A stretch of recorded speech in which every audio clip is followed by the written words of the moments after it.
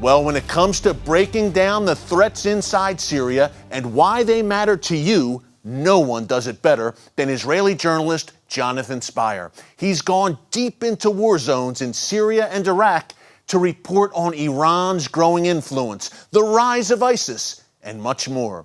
I sat down with him in Jerusalem recently to discuss his on-the-ground experiences and his new book, Days of the Fall. Take a look. Well, Jonathan, thanks for joining us again here in Jerusalem on The Watchman. Thank you, Eric, for having me. Always great to have you, my friend. You have a great new book out, Days of the Fall. We're going to talk about that. But Jonathan, first of all, I think a lot of people at home are probably wondering, okay, why does this Israeli guy go into these hellish war zones in Syria and Iraq? What motivates you to do what you do and really go into the belly of the beast here in the Middle East? The answer is that the story, if it's not told, will be lost. And the story that we have in Syria and in Iraq that we've been covering for the last 6-7 years, those of us who've been covering it, is one of enormous human suffering, first of all, and enormous human endurance, and also a very great evil being perpetrated by certain forces. And that's something which has to be told. And I guess the fact that I'm Israeli, I wasn't prepared because of that fact to accept that I would not be or could not be among the people telling that vital story. Talk about how the chaos in Syria and Iraq, which you've documented so eloquently and bravely in your book and in your reporting, talk about how that chaos has spread and touched all of us, really. Well, first of all, we see in the very obvious case of the European refugee crisis, of course, back in 2012, 2013, 2014, when refugees were pouring into Turkey and then desperately trying to get across the sea to Europe, and then creating, a massive flow of humanity in a way that I think Europe has never before, or at least for the last half century, has not witnessed, and Europe is still struggling to cope with the implications of that. But I think also in hard strategic terms, let's say here in Israel, for example, the fact that the Iranians and their allies have managed to capture a dusty border post between Syria and Iraq called Abu Kamal, which long way from here, we could easily forget about it, has massive implications for us because it means there is now that contiguous line of Iranian and Iranian associated control all the way from the outskirts of the Golan Heights all the way to Tehran. That's how important that is. So that's why these things directly impact on our lives, and that's why it's so important for us to be getting a clear sense of what's happening there. Talk about that Iranian influence, that nefarious Iranian influence in Syria, Iraq, and beyond. You saw it up close, on the ground. Absolutely, yes. I mean, I've spent time actually with the Shia militias themselves in Iraq in summer of 2015. We went into Anbar province with them when they were actually fighting against ISIS at that time, and of course with the people on the other side from them in different occasions.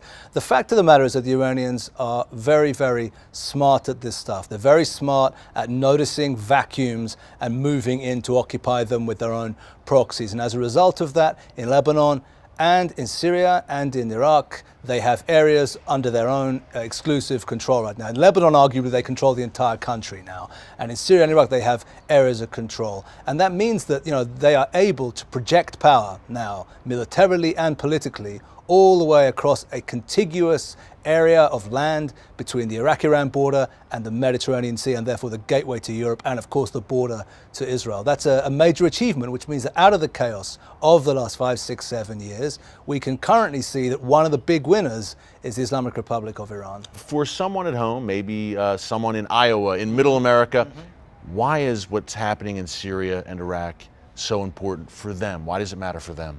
First of all, we should remember that the forces that are engaged against us here in Israel are the same forces that are either engaged or wish to be engaged against the United States and the West. ISIS, I mean, it's obvious, Americans know well and have felt the impact of ISIS, whether it's in the terror attacks in Boston, in Orlando, and elsewhere. This is very clear.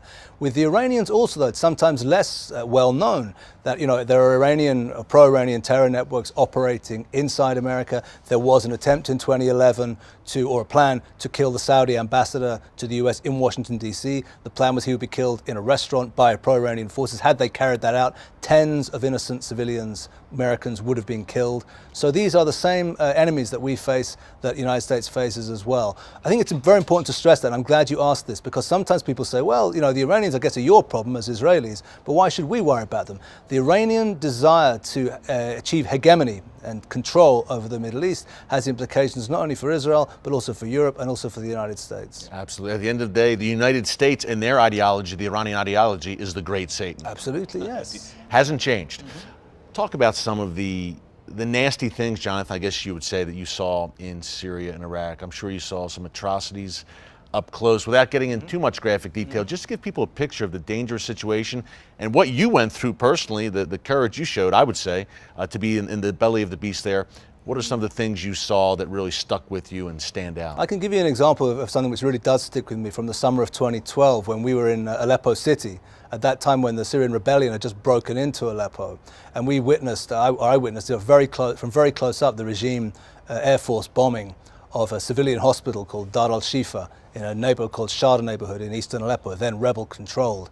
And the absolute impunity with which the regime Air Force was directed to attack an obviously civilian target, the absolute helplessness of the civilians there in the hospital who were not even connected to the rebellion. They just happened to be in a neighborhood that the rebellion happened to take control of. And I thought of that situation in which these people, it was essentially their own government had declared war on them. The Assad regime, had declared war on them and was attempting to kill them and their families. And these people were absolutely helpless. And of course, unfortunately, the bombing was successful because the rebels had no anti-aircraft capacity, of course, no air capacity of their own. So they were helpless and many civilians died. I wrote about it at the time for a major US newspaper, so I was happy to get the message out. Once again, the message didn't really have much impact, didn't shift our messages, our witness did not really impact on US policy at that time of the Obama administration.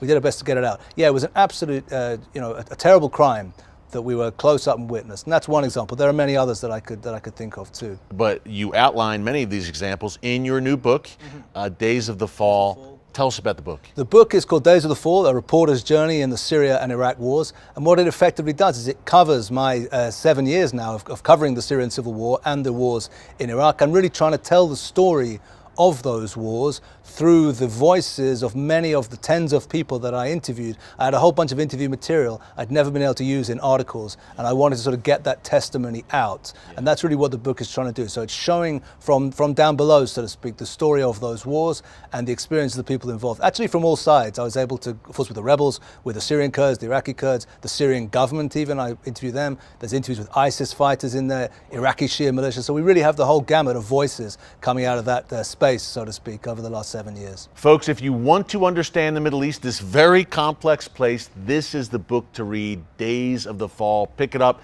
Jonathan, thanks so much for joining us. Keep up the great work, my friend, and stay safe. Thank you very much. Thanks, Jonathan.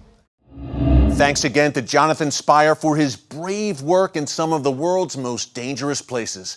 Be sure to keep him in your prayers and pick up his great new book, Days of the Fall. Well, up next, did you know that your brothers and sisters in Christ are facing a genocide in the region where Christianity was born? After the break, you'll learn about a new film that exposes the shocking truth about Christian persecution. This is very important information, folks. Don't move.